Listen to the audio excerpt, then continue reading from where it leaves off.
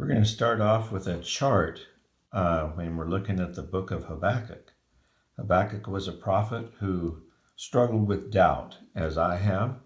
And so this chart is from Rose's Book of Charts and Maps. It's really helpful for putting into context the kings and the prophets. That's what this comes from, the kings and the prophets. So what I wanted to show you was a timeline that includes Habakkuk here in the center, right here. It's at the time of Jeremiah and Ezekiel and Daniel. Daniel and Ezekiel were in Babylon in exile. Jeremiah was preaching to the people in Judah. And Habakkuk was later on during the time of Jeremiah. He was in Judah, the southern kingdom. This is during the reign of Jehoiachin and later during Zedekiah. So if you've been studying the Book of Daniel with us, you're familiar with the historical account that Matt has been talking about. So I wanted to look at Habakkuk because he was a prophet that lived in a time that is similar to our own in that he didn't understand a nation that was turning its back on the Lord, a nation that just refused to repent. Jeremiah's ministry had been going strong for quite a long time, and the nation simply mouthed words of, "Oh yeah, we love God, we love the Lord," and just did not do anything to turn back to Him. So Habakkuk is a prophet that's contemporary with Jeremiah. Didn't have as long a ministry as Jeremiah. But he had doubts as to what's going on. And I wanted to read Habakkuk chapter 1, verse 1 through 6, which talks about his complaint. So the nation is declining. Judah is declining. It's turning its back against God. It's collapsing. It will be conquered by Babylon. Jeremiah preaches this message, and it will go into exile. These things have yet to happen. But this is what's going on. So Habakkuk is before this happens. The oracle that Habakkuk the prophet received. This is Habakkuk 1, verse 1 through 6. How long, O Lord, must I call for help, but you do not listen? Or cry out to you violence, but you do not save? Why do you make me look at injustice? Why do you tolerate wrong? Destruction and violence are before me. There is strife and conflict abounds.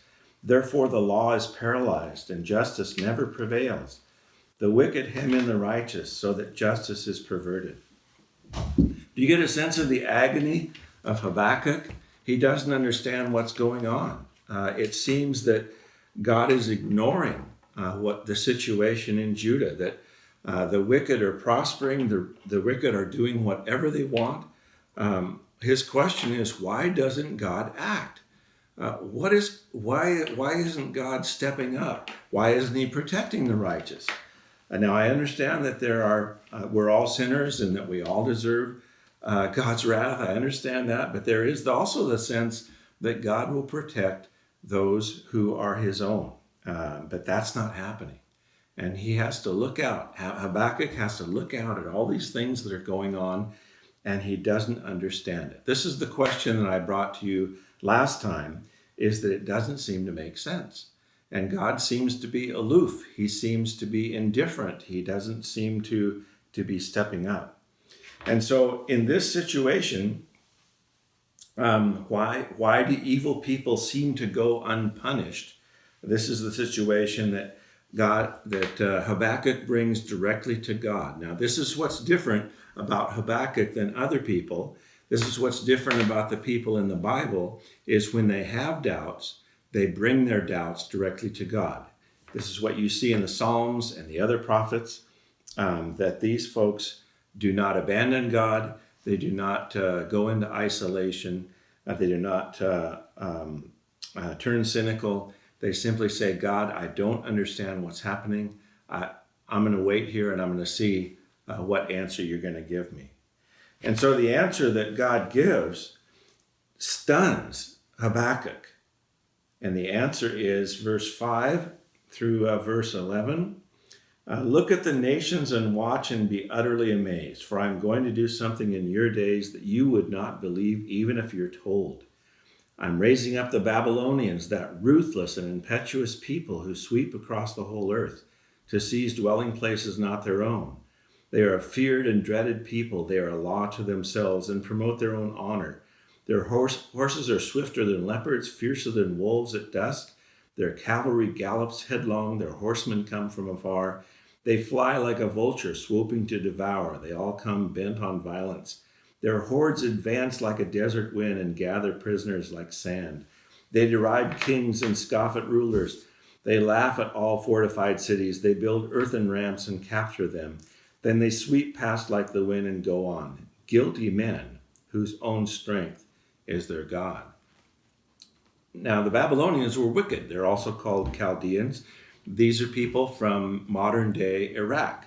And they were the one that helped topple the hated Assyrians, which you read in the book of Nahum. The Assyrians were mighty in their day, and they had conquered the northern kingdom of Israel in 722 BC and threatened the southern kingdom of Judah. And the Lord of hosts had defended that southern kingdom and sent them packing. But they had conquered with others, had conquered the city of Nineveh. And they were brutal. They were horrible. They were not nice people. And in fact, there are many accounts of just how horrible they were in conquering the people they had.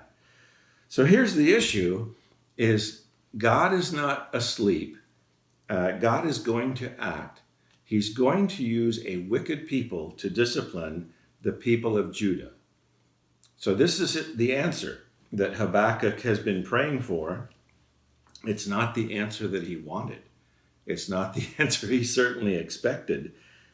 And I'm sure he's thinking in his mind, wait, you're going to do what? And that's his response is, wait, Lord, come back, wait, stop. So that's what we're going to take a look at next time, is Habakkuk's response to this and his shock that God is going to take a more wicked nation than Judah and discipline Judah with that wicked nation. How can you do that, Lord? How's that possible? So Habakkuk gets an answer. It's not the answer he expected or wanted, but he's going to still bring his questions to the Lord and wait for an answer from the Lord.